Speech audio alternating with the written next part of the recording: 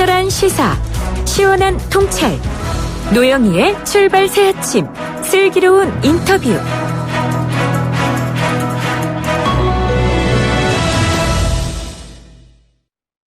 작년 10월 우리 대법원은 강제징용 피해자들의 개인 청구권을 인정했습니다. 참 오래 걸린 싸움이었는데요. 이 판결이 나오기까지 우리나라뿐 아니라 일본의 의식 있는 변호사들 그리고 법학자들도 힘을 보태왔습니다. 그러나 지금 아베 정부는 이를 인정하지 못하고 전 세계가 만류하는 수출 규제에 나서고 있습니다. 일본 법조계에서는 우리 대법원의 강제징용 판결에 대해 어떻게 생각하고 있을까요? 아베 총리의 주장대로 있을 수 없는 판단이라고 보는 걸까요? 대한변호사협회와 함께 강제징용 문제에 힘을 보태온 일본 변호사협회 회장을 지내셨죠. 일본의 원로 법조인입니다. 우스노미야 겐지 변호사와 인터뷰를 통해 그 답을 들어보겠습니다. 전화 연결돼 있습니다. 안녕하십니까? 건지와. 안녕하십니까? 강제징용 피해자의 개인 청구권을 인정한 대한민국의 대법원 판결, 아베 신조 총리는 1965년 한일 청구권 협정을 이유로 국제법에 비춰 있을 수 없는 판단이다 이렇게 말했습니다. 이 말이 맞는 말인가요, 변호사님? 1965년 한일 청구권 협정을 이유로 아베 총리가 말한 것은 이치에 맞지 않다고 저는 생각하고 있습니다. 그리고 이런 지금 현재 개인 청구권을 인정하는 것은 이제까지 일본 정부의 판단과 일본 최고재판소의 판단으로서 보더라도 인정하고 있는 것이기 때문에 아베 총리의 의견은 이치에 맞지 않다고 생각합니다.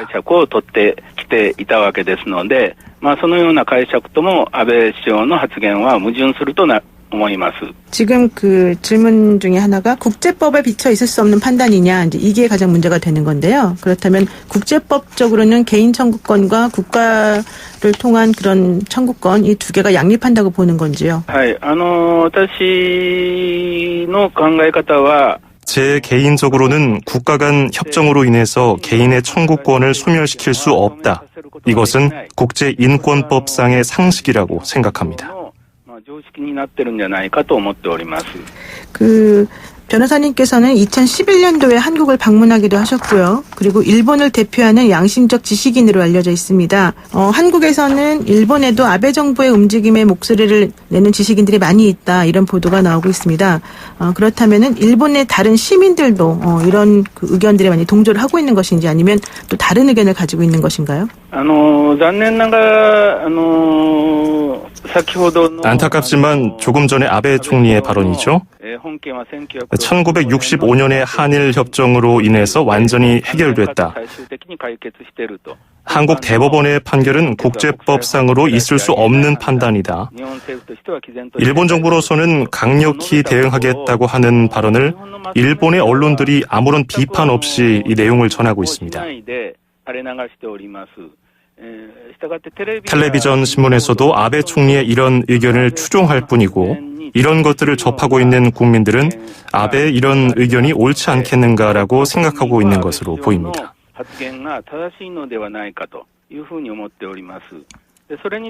하지만 우리 변호사들이 이것에 대해서 이론이나 반론을 가지고 있지만 아쉽게도 일본의 미디어, 언론들은 우리들에게 취재를 오고 있지는 않은 상황입니다. 상당히 안타깝게 생각하고 있습니다. 정말 안타까운데요. 일본 정부도 그런데 지금까지는 그 강제징용 문제에 대해서 개인의 청구권은 소멸되지 않았다 이런 입장을 보이지 않았습니까? 말씀하신 대로입니다. 일본 정부는 개인의 청구권은 소멸된 것이 아니라고 해석하고 있습니다. 예를 들자면은 1991년 8월 27일에 일본 참의원 예산위원회에서 야나이 당시 외무성 조약국장이 답한 내용에 따르면 한일 청구권 협정에 있어서 양국 간의 청구권 문제는 최종적으로 그리고 완전히 해결됐다고 했습니다. 한일 양국이 국가로서 가지고 있는 외교적 보호권을 포기한다고 했습니다.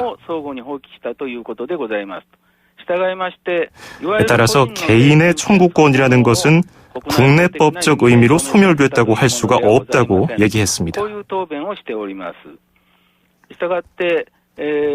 즉 다시 말씀드리자면은 당시 일본 정부는 외교 보호권은 포기했지만 개인의 청구권은 남아있다고 해석해왔습니다.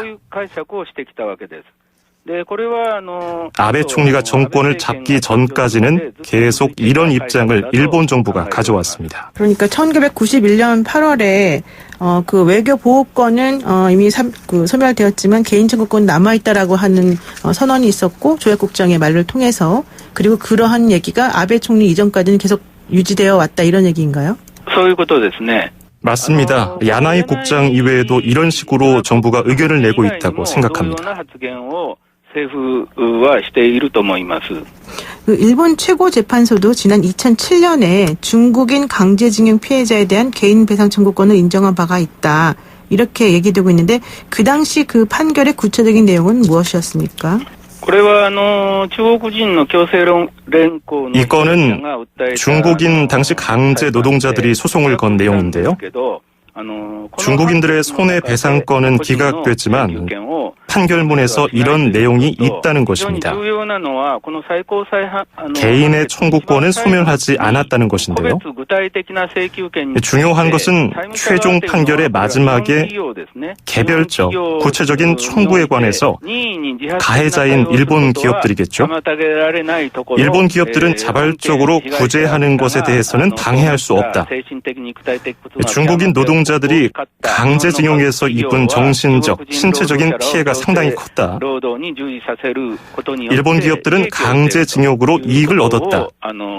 이런 점들을 지적하면서 청구는 기각하지만 가해자들이 피해자들을 구제하기 위한 노력을 하는 것을 기대한다고 했었습니다.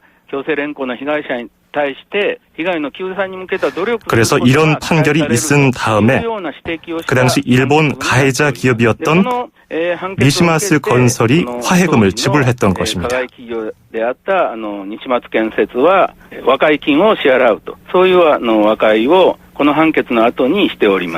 네. 그렇다면 아베 내각은 과거 정부의 입장과 이런 그 일본 최고재판소의 판결 내용을 알면서도 이것을 모르는 척 하는 건지 아니면 정말 몰라서 그러는 건지 어떤 게 맞는 걸까요? 두 가지 가능성이 있다고 생각합니다. 먼저 첫 번째는 정말 이해를 하지 못하고 있어서 이렇게 주장하고 있다고 할 수 있겠고요. 두 번째로는 1965년 청구권 협정에 의해서 제공된 배상금 안에 이미 그 내용이 포함되어 있었다. 그리고 이것을 받은 한국 정부가 강제징용 피해자들에게 돈을 지불할 의무가 있다는 것입니다. 저는 설령 일본이 1965년 청구권 협정 안에 모든 것이 포함되어 있다고 하더라도 이번 한국 대법원의 판결은 일본 기업에 대한 판결이기 때문에 그 해당 기업들이 배상금을 지불하는 것에 대해서 일본 정부가 막는 것은 옳지 않다고 생각합니다.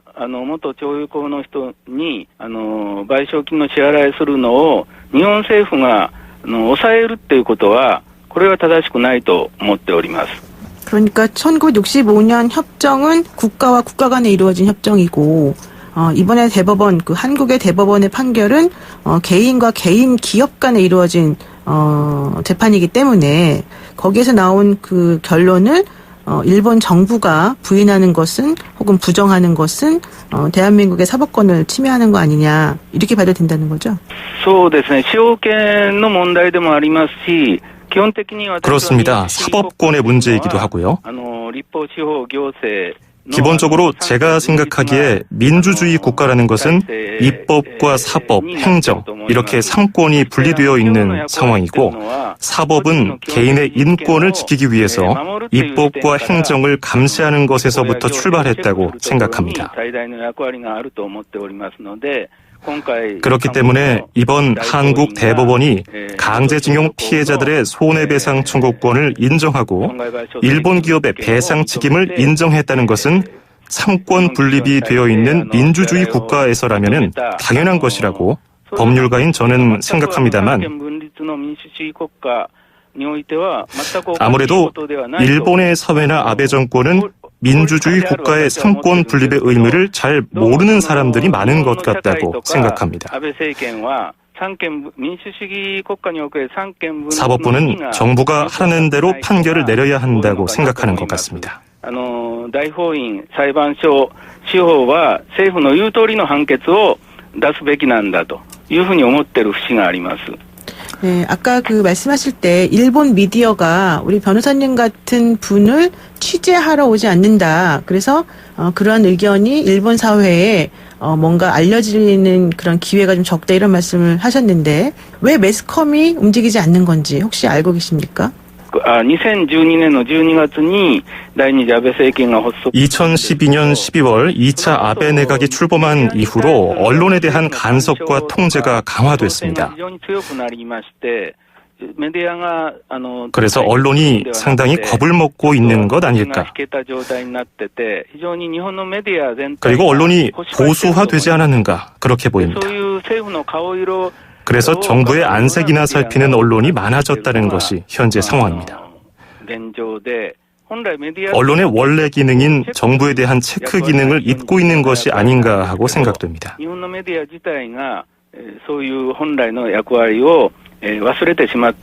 네, 그렇다면은 그 일본 아베가 굳이 유독 한국에 대해서만 이렇게 강경한 태도를 취하는 것은 왜일까요? 私は安倍政権の中に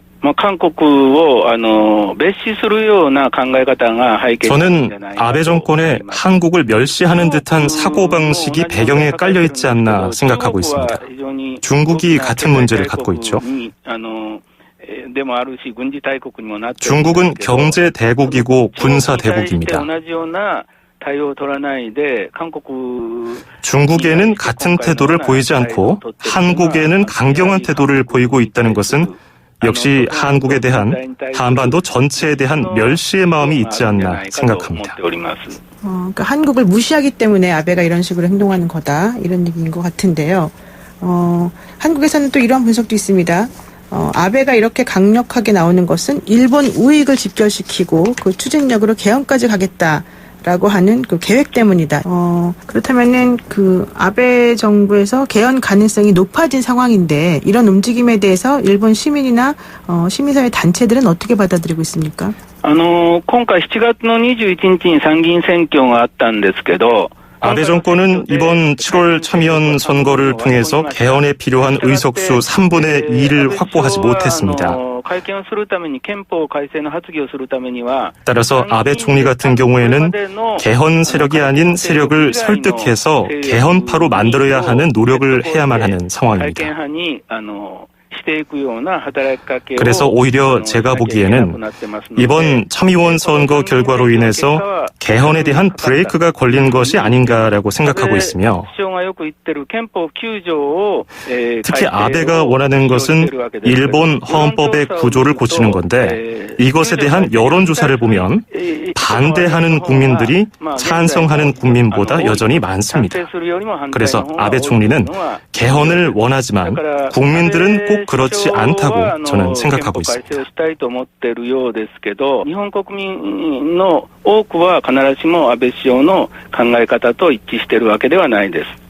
지금 한국에서는 아베에 반대해서 일본 상품 불매 운동이 일어나고 있는데 혹시 변호사님들 이런 내용을 알고 계십니까? 강제징용과 위안부 그리고 더 거슬러 가서 식민지 지배에 대해서 일본 정부가 제대로 사죄하지 않았기 때문에 피해 국민인 한국 국민들이 아베 정권의 대응에 대해서 분노하는 것 저는 이해를 합니다.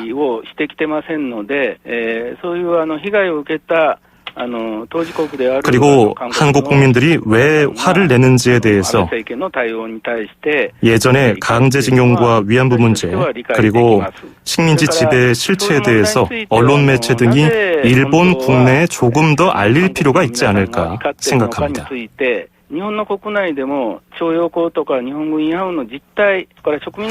한국의 피해 실태에 대한 보도들이 일본 국내에서는 극히 드뭅니다.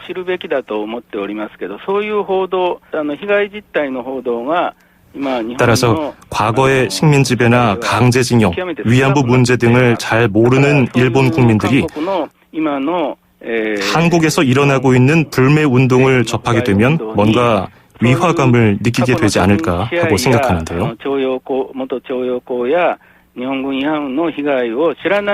저는 그런 일들로 인해서 한국과 일본의 양국 시민들이 서로 대립하고 또 서로 혐오하는 것에 대해서는 상당히 걱정하고 있습니다. 그런 일은 좋지 않다고 생각합니다. 일본에서는 과거 한국과 사이에 있었던 그 역사를 제대로 국민들에게 가르치지 않았기 때문에 지금 현재와 같은 일이 벌어진다라는 분석도 있습니다. 그 부분에 대해서는 어떻게 생각하십니까?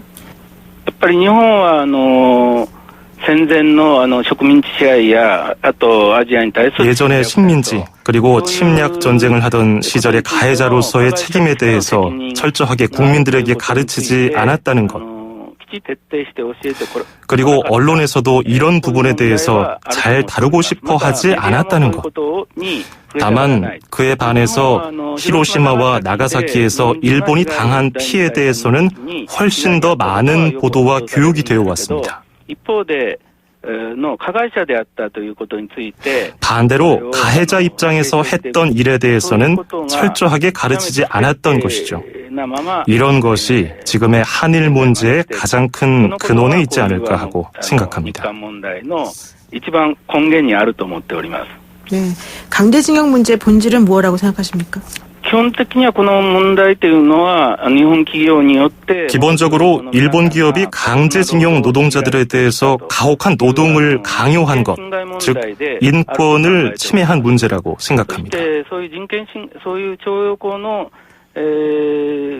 인권 침해 문제인 만큼 그 인권 침해를 당한 당사자들이 납득할 만한 해결 방법이 취해져야 한다고 생각하고 있습니다. 네. 그렇다면 그 납득할 만한 방법이라고 하는 것은 구체적으로 어떤 방법이 될까요? 혹은 이 강제징용 문제를 해결하기 위한 가장 이상적인 해결 방법은 뭐가 될까요? 먼저 한국 대법원의 판결에 따라서 가해자인 일본 기업이 강제징용 피해자들에게 제대로 사죄와 배상을 하는 것이 우선이라고 생각합니다. 그리고 그것에 대해서 일본 정부가 막아서는 안 된다고 생각합니다.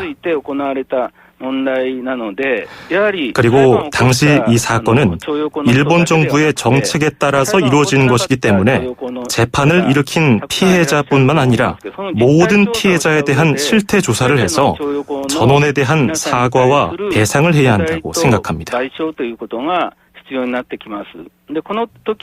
물론 여기에는 가해 기업뿐만 아니라 일본 정부도 강제징용 피해자 모두에 대한 사죄와 배상에 참여해야 한다고 생각합니다.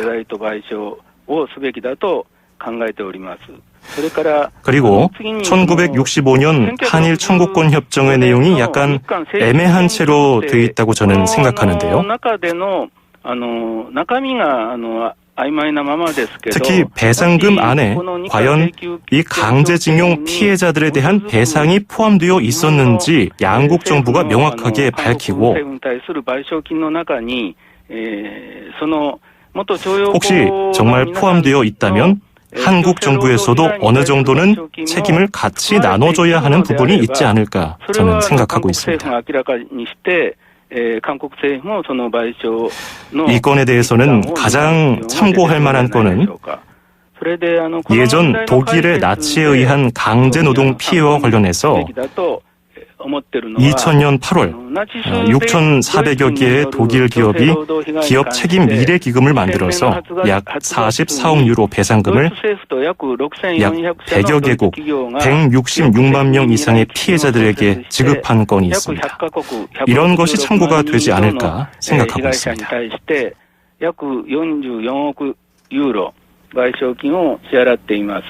지금 그 한국하고 일본 관계가 최악인데 이런 상황에서도 변호사님이 말씀하신 그런 종류의 해법이 가능할까요? 우선은 한국과 일본 양국 정부가 대화를 잘 해야 한다고 생각합니다.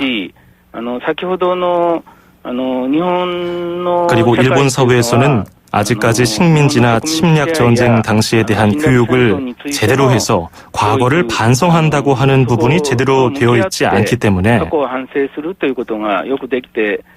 이번 기회를 통해서 이것을 철저하게 해야 하는 부분이 있겠고요. 그리고 이 문제는 과거를 반성해야만 해결의 가능성이 있기 때문에 그런 부분도 필요하지만